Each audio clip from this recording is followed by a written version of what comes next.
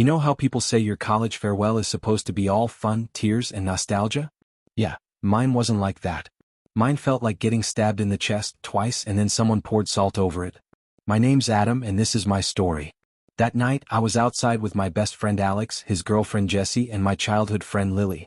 We were just walking along joking about random things when Alex smirked and said, "Let's check out what the others are doing. I bet Nina's in there." Everyone knew Nina was the girl I loved, so Alex said it half-teasingly. I smiled nervously, but inside I was excited to see her. We reached the classroom where everyone had gathered, and I was just about to push the door open when voices from inside froze me in place. I heard Jack's voice. "Adam really loves you. Poor boy doesn't even realize you're just using him." Then came Nina's giggle.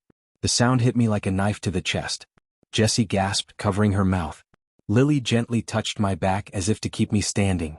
And Alex, he lost it. He kicked the door wide open, storming in with fire in his eyes. But before he could do anything, Nina stepped forward with a smirk. "So, Adam," she said coldly, "I guess you heard everything." "Yes, I was using you. All those assignments you did? They were for Jack. Because I love him, not you."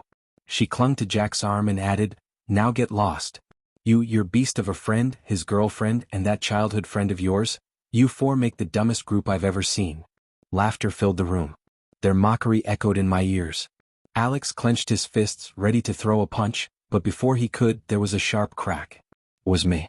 I had crushed the glass in my hand without even realizing. Blood dripped down, but I barely felt the pain.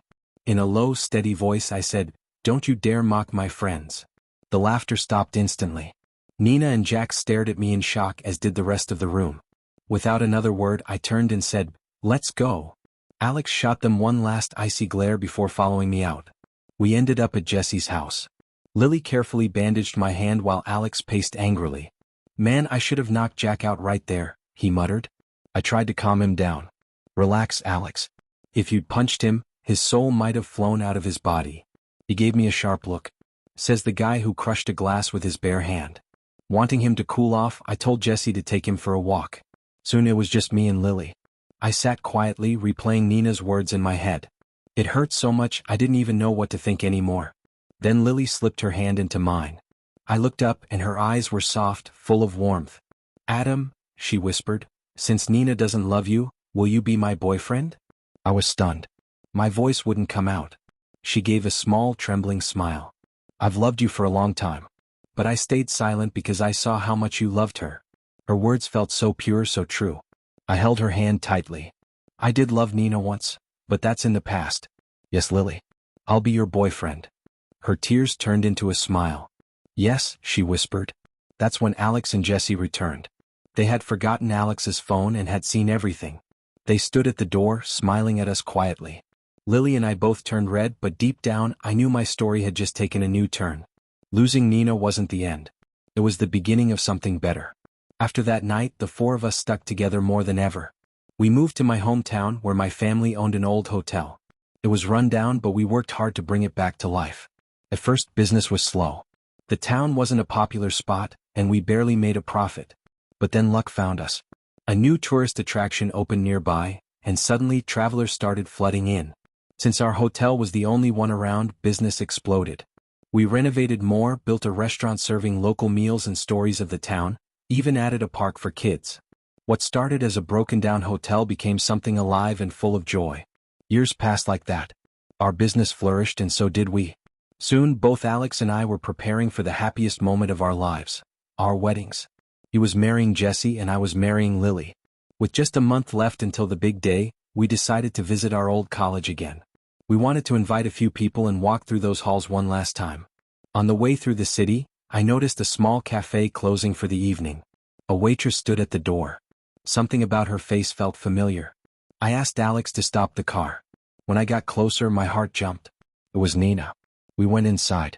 At first, she smiled when she saw us, but almost immediately her smile faded. Her eyes dropped to the floor, full of shame. A moment later, Jack came out from the kitchen and froze when he saw us. The tension was heavy. I was about to speak, but they both stood up at once. Jack looked at Alex and said, "I'm sorry. For everything. For the way I treated you." Nina's voice shook as she said, "I'm sorry too. To all of you. I shouldn't have toyed with Adam's feelings, or mocked any of you. I was wrong." Tears streamed down her face. We were shocked. It didn't feel like the same arrogant Jack and Nina. They looked like two people weighed down by years of regret. Jack admitted that after that farewell night, they realized how wrong they had been. He learned how I used to finish Nina's work while barely finishing my own, and how Alex had once stepped aside from being captain so Jack could take the position. "We didn't realize how much you gave up," Jack said quietly. Nina wiped her tears. "We've carried that guilt for years. We wanted to apologize but we didn't know how." For a moment none of us spoke. Then Alex stood up, walked over and put a hand on Jack's shoulder. "It's okay," he said. "It's all in the past. Honestly, it made us stronger." Lily reached across the table and gently held Nina's hand. "Don't cry. You were beautiful back then," she said warmly, "but now you're even more beautiful." Nina let out a small laugh through her tears.